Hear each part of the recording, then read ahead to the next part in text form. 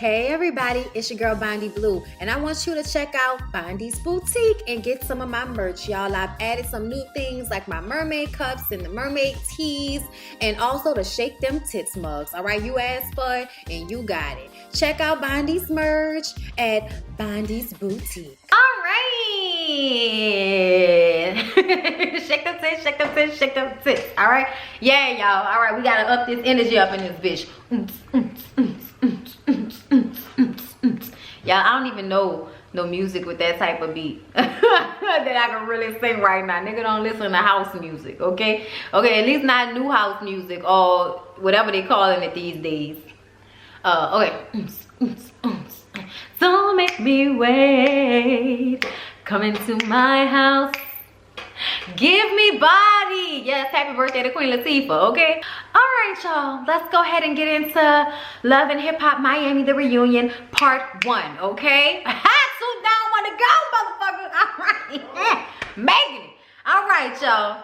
So JoJo comes in to the reunion late. All right, looking like a drug dealer girlfriend at the funeral, okay? All black, big ass church hat leaning to the side.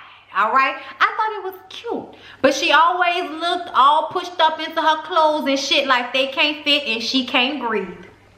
But that's all right. She came in late during the clips of JoJo, Amara, and Jessie getting into a fight. Let's talk about Amara's look. Let's talk about Jessie look. I thought Jessie's wig was nice. I thought her dress was from. Ooh. I thought Jessie's wig was nice, but her outfit obviously came from the Angel Brinks collection, which y'all know all these hoes get the outfits from her for the reunion. All right, now it looked cute. She looked cute, so I ain't gonna bag on her, nothing like that. Amara, Lord, what is the fuck? Amara La Negra came out there looking like the Queen of Africa, bitch. Looking like, okay, one of them queens, bitch, Nefertiti. A chef suit, okay, looking like a queen out here, and I was here for it. It might have been over the top, but it was good over the top as far as I'm concerned. They get into the whole little beef between JoJo, Jessie, and Amara. And Jessie says that JoJo threw a drink for no reason because she called her Joanne, which apparently is her real name. That's what her mama called her when they was at the sisters talk. You know, sisters. When they was at the sisters talk, her mama called her Joanne, so she called her Joanne. So she threw a drink. It was all over some bullshit. JoJo says that she talked about her mom. I'm like, when did that happen? Amara gets involved. She's still mad about the fact that Jessie said some shit about her mom, especially the comment about my mom is a nurse, but your mama flipping empanadas and shit. And I'm like, yeah, that's some low down shit to do. Let's not do that. Everybody ain't, you know, everybody ain't supposed to be a nurse, baby. Okay, everybody ain't supposed to be a nurse. Some people supposed to make the fucking empanadas. And I ain't about to shit on nobody that cook. You got me fucked up. Ooh, niggas got me fucked up. But I'm not the one, cause I love food. Okay, you're not gonna play with the cook. No, you're not. Okay, I'm just, no, we're not about to do that. I felt like that was unnecessary. And because Amara is not over it, Jessie says that that's her problem. And she's lying about her version of events as it pertains to the situation with Jessie's ex-boyfriend. Y'all know Amara says that they were doing her panel. Everybody was talking. A question was asked to the room. It was not no secret private conversation with Jessie's ex-boyfriend. Jessie says that's not true, but she wants to let it go. And, you know, Amara's like, of course you want to let it go after you done talk shit about me and talk shit about my mom and all of that. And she was like, your mom called me a bitch and gave you some barbaric advice telling you to beat my ass. And it was like, well, bitch, I mean, you threw a bottle at her. Like, what somebody mama supposed to say after you throw a bottle at their kid? Get the fuck out of here. There's no resolve to this situation, so we moving on. They move on to Julian in a situation with Julian. And let me tell y'all something right now. I never pass up on a good manager, but Julian gives me real bad energy, y'all. I don't know what it is about him, but on stage up there, he had me uncomfortable as the fuck. Julian says that the talk show idea that Amara had been going on prior to Jesse Wu even being in the situation, and that is where they were when they were even having that conversation. So he doesn't understand how she thinks he stole the idea of a talk show. Like, it's a fucking talk show. Everybody has a talk show. Amara says that she was trying to shop that show, which is why she was no longer promoting it on social media. Michelle Pooch gives her 2 cents about how she felt about Julian being her manager, and that's that he wasn't really being active in her career. Where Shay pops up and says, well, you wasn't really doing nothing in your career. You were doing other things. So it's like, you can't say he's not managing you if you're not giving him anything to manage. And everybody was like, ooh. And Nina, who said she had the flu at this time, God bless your soul, sis, she said, well, hold up, I thought y'all was friends, baby. And she was like, oh yeah, she the homie, but I gotta keep it 100 with her. I was like, well, all right, Shay, keep it 100 then, bitch. Keep it 100 then. Trina is trying to give her point of view, but then Bobby jumps in and he's all loud and shit and starts to scream about how Julian is homophobic. Every time he's around him, he feels bad energy from him. Every time he's around him, he's giving him the stank eye and all of this shit here.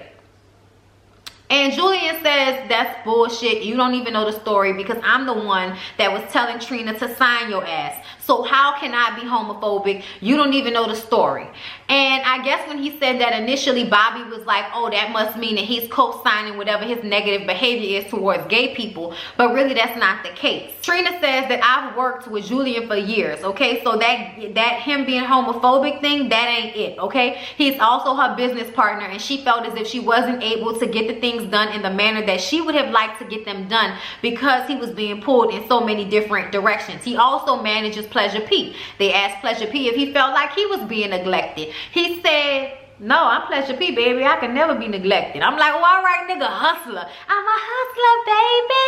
I just want you to know it ain't where I've been, but where I'm about to go. I just want to love you and be who I am. And with all this cash, and forget your man.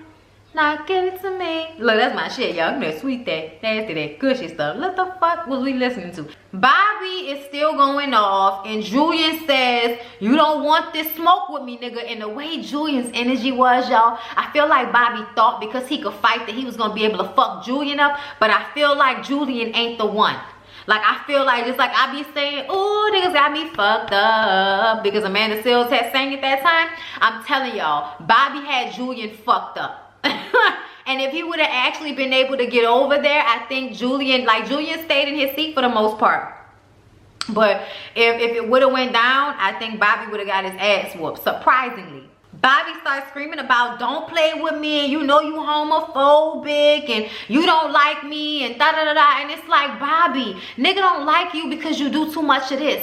Nigga don't like you because you act like you didn't sniff 4 lines of coke before you came out here, my nigga. Nigga don't like you because they don't like the way you move. It has absolutely nothing to do with your sexual orientation. Like, I'm sure, just like Trina said, they work with plenty of gay people and it's never been a problem. It's never been an issue. Nigga just don't like you, Bobby.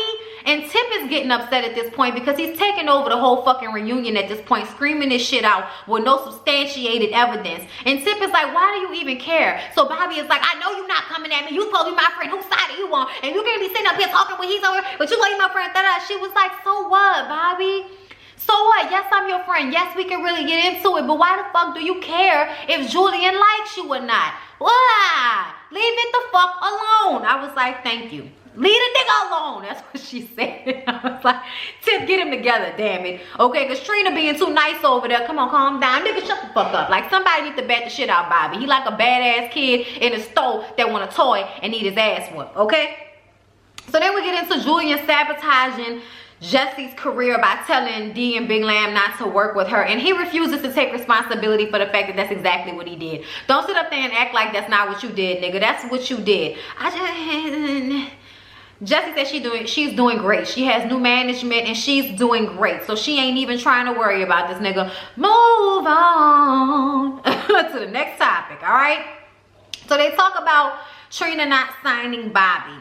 And she says that she wanted to show him the game, but she didn't want to be responsible for whether his career made it or it didn't, because she knew if the responsibility was on her with everything that she has to deal with, it would be too much, and he might end up blaming her for where his career could go or could not go. So she didn't really want to be responsible. She feels like the best thing was for him to sign with Clear Channel. Everybody is on that same page now, and Tiff speaks on it.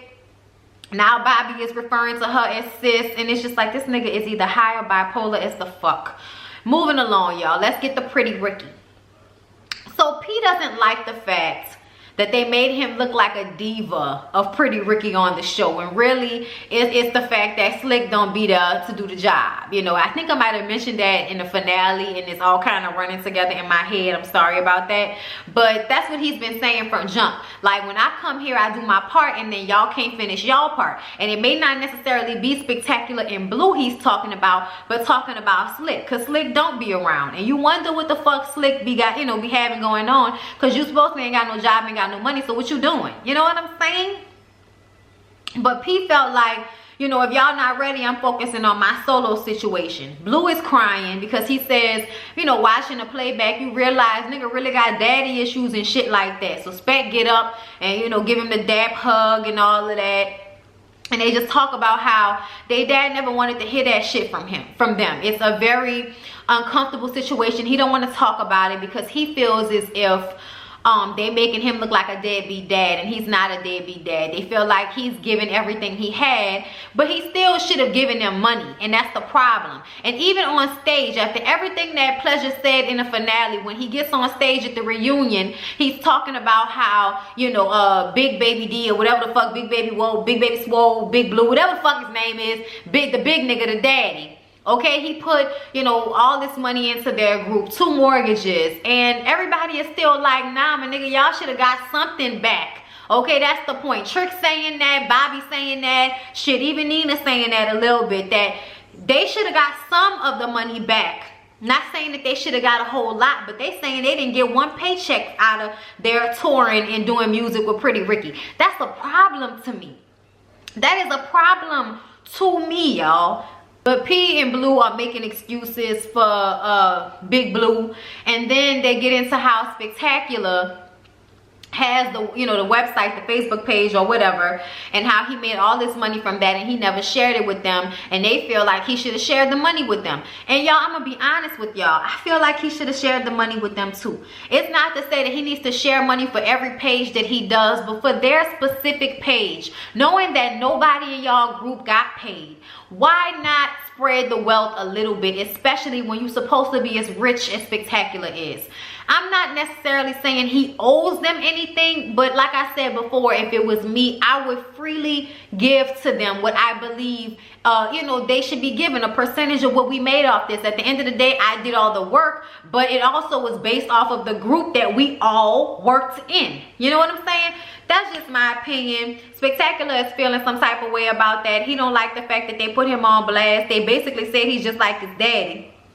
He ain't like that shit neither. But I feel like that was real. That was real. You being stingy. You sitting over there. We always hearing about how much money Spec got. And, you know, we talking about how these niggas ain't got nothing right now. And primarily Slick. But Pleasure is just feeling some type of way that nothing was ever gained financially from that situation. But moving on.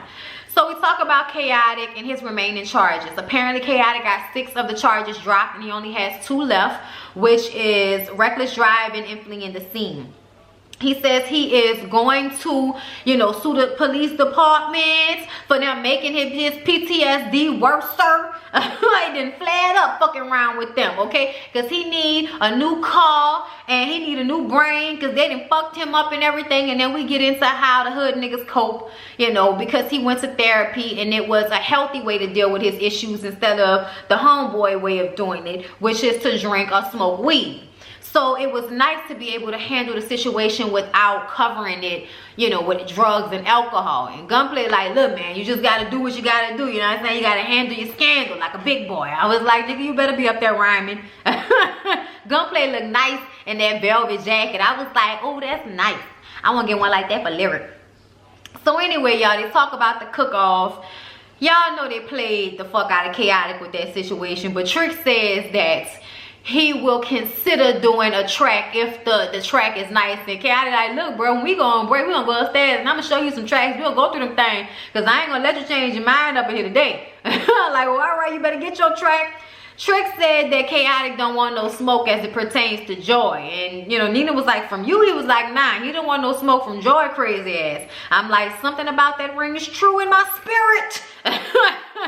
Something about it rings true in my spirit. And then we got to get on Joy and Trick's divorce. And Trick is like, look, I'll give you the divorce, okay? I just ain't gonna give you no more money, okay? You can take that, but I ain't give you no more money. I'm like, this ain't some Ike Jr. shit right here. I'm just saying, y'all. He says that he done gave her money when she had several different boyfriends, and then she get up and she's all mad because he had some woman in her family living in the house that they shared together. This made me so mad when she was standing up. You could tell she wasn't about to go over there and start hitting Trick. And the security guard kept pushing her on her stomach to make her sit down. That shit was making me mad. Like, it physically annoyed me. I was like, nigga, if you don't get the fuck out my face, I can stand up and talk, nigga. You ain't over there pushing Trick by the stomach down on the fucking sofa. Get off me, nigga. I'm just saying, if she wanted to stand up, she can stand up. But I see Joy still got some feelings for Trick, because she always acting upset. Okay, always acting upset. So then we get to Veronica Vega and the backlash. And what is she wearing? I seen some people online like, ooh, she, you know, bringing in her inner Mazana. That's cute. I'm like, no, it's not. It's not cute. All of them different plaids together, bitch. No, it's not. It was not cute. That shit was like, why? For what? For who? For not? No. I didn't like that at all. But anyway, she gets into how, you know, when you're not a racist and someone calls you a racist, it's harder to deal with than when you really are, you know? And Tip says it wasn't even a point of you saying the N-word. It was when you came out here and said that you considered yourself black. And Vega is like, well, I mean, I'm trying to find somewhere to fit in, but I damn sure don't consider myself white. Well, bitch, you was a white Latina. You fit in with that group. You know, the ones that think they better than everybody. They may not be how you feel about yourself, but bitch, okay, it seemed that way. So Jessie says that she understands now, because she was one of the people online that was saying the same thing about Vega. But once she got into a conversation with her, she realized that she wasn't trying to rape the culture. She was being affected by the culture. And I'm like, Jessie, shut up. And I'm going to tell you why I said that. I say that because it has always been understood that in certain neighborhoods, in certain cities, in certain states, the black people and the Latino people deal with the same situations. They live in the same project. They fucking on the same nigga. Okay? And it is very well understood that they deal with some of the same impoverished and racism issues, which is why. And then, you know, also when you think about how they came up together in hip-hop and how some of the people are half Latino and half black. So everybody grows up speaking the way that they do around one another, and you think that it's acceptable for you to speak in that way because that's what you grew up around. But then you get on television and realize there's a mass of people that don't agree with that because they didn't grow up that way. They grew up black white people, and white people calling black people niggas. They didn't grow up with a whole bunch of Latino people in the same area as them, being almost the same fucking complexion. Maybe not Veronica, but as on a large scale, there were a lot of Puerto Ricans, Cubans, Mexicans that look like black people. Okay, in one way or another, y'all. So, you know, I just think it's a fine line. I don't think she meant it like, oh, you know, nigga, nigga, nigga. I don't think she meant it like that. But I also feel like the people around her have allowed her to be comfortable enough to feel like she's entitled to say that. I feel like the lack of pigmentation means that you can't say that. Okay? Is that the right melanation, bitch? Whatever. Okay? I just feel like she shouldn't be saying that, but that's just me. She expected Amara to speak up for her, and it was just the right thing to do. And Amara has a lacking of integrity because she didn't speak up and say that she wasn't a racist. After the altercation that Veronica and Amara had, I think it is totally hypocritical and such bullshit for you to expect her to come to your motherfucking rescue after you played her out for Ratatouille, after the real you and all of that shit. Like, get the fuck out of here. Ain't nobody coming to your rescue, bitch. Save yourself. Just like you sitting on this stage talking about you don't need nobody to save you. Why are you now acting like she has a lack of integrity? Because she not about to speak up for your ass. That does not mean she has a lack of integrity. That meant I don't fuck with that bitch. I'm staying out of that. Bobby sitting over there talking about, oh no, but she was getting a bag out of the situation, out of acting like she was the, you know, the victim, pulling a race card. You know, basically that was what he was saying. Amara was pulling a race card, which is why she blew up and she getting paid off of it. I think that's bullshit. I think Amara is beautiful and an incredible talent, and whether that situation went down or not, Amara was going to be the breakout star on the show because she is the breakout star on the show, Bobby. You might be just coming into rapping, but Amara been grinding for this shit for a very long time, and her grind and her talent is real, and that is why people gravitated to her. And also because she had the sense to speak up for what she is. Like, how you gonna try to act like she grandstanding about an issue that she has to deal with? That's just ridiculous. Nobody made Ratatouille call her the Nutella Queen and tell her to change her hair. Nobody told everybody to sit up there and say that she was being sensitive. That's why her and Veronica got into it in the first fucking place, because her, Ratatouille, and that other bitch with the side of her head shaved off was talking about Amara was blowing it out of proportion and she was being sensitive. And then JoJo brought it back, and that's how the whole situation played out. So if you're gonna say I'm being sensitive about feeling some type of way about this man telling me that I need to change the Afrocentric things about myself in order to suit him and to suit all of the other, you know, prejudiced Latino people who I should be impressing in this industry, fuck you. I'm sorry, but I wouldn't have come to your rescue either, bitch. And you been had a lack of integrity. So if that ain't the pot calling the fucking kettle. Amara said at this point it is what it is. We all make mistakes. We all make mistakes, and she's dealing with the mistakes that she's made, and we just moving on from there. I don't have no ill will. That's it, that's all. At some point, Trick pipes up and says some crazy shit about how Amara don't speak as good of English as Vegas, or Vegas more American. I was like, I don't know what the fuck you talking about, Trick, but we obviously can tell that you don't know what you talking about. You don't speak any damn English your damn self, and the only reason you got something to say is because you were played dust by Amara, who you never had a chance with. Maybe 20 years ago in 1998, like Trina kept saying, but bitch, not in 2019, nigga. No, no, no. So then we get to Trick and Trina. And, you know, Trick wanting to do new music, and Trina feeling like she wanted to do the new music, but she wanted to do a different flavor. He wanted to stay in 1998 with the tracks that he was doing, and she don't want to stay there. He was like, well, I did some of the tracks. And she was like, yeah, you did some of the tracks, and I killed you on all of those tracks. That's why you don't really want to come out with it, because I murked you on all of the tracks. I was like, oh Lord, Trina. Oh Lord, Trina. Trick said that she got all the pretty tracks and all. He was like, because I'm a pretty bitch, nigga. Because I'm a pretty bitch and I murked you on that pretty shit. And then we did that thug shit that you wanted to do, and I killed you on that shit too. Okay? All with the excuses and all of that. This ain't 1998, my nigga. She was going off. She was going off. And then Trick stood up because you ain't gonna be talking to me like this. I'm like, nigga, you look real uncomfortable. You ain't gonna be talking to me like this. If there wasn't no Trick, there'd be no Trina. You cannot take credit for Trina and her career after you've been missing in action for more than 15 years and she somehow remained relevant, nigga. This is basically on her own back at this point, okay? But anyway, y'all, I hope y'all enjoyed the reunion review part 1. Please don't forget to like, comment, and subscribe to my channel if you have not already. Please don't forget to check down below for the ad to Scentbird. Scentbird, I smell good, bitch. Okay, get into it. I really do smell good. I referenced it in one of my other videos, but this is Moscow Mule by Janie's Got a Gun, and I'm in love. I'm in love, and I would have never smelled it if it wasn't for Scentbird. So y'all get into it. Get the link down below. Get you a little percentage off. I love y'all, and I'll see y'all in the next one. Peace out.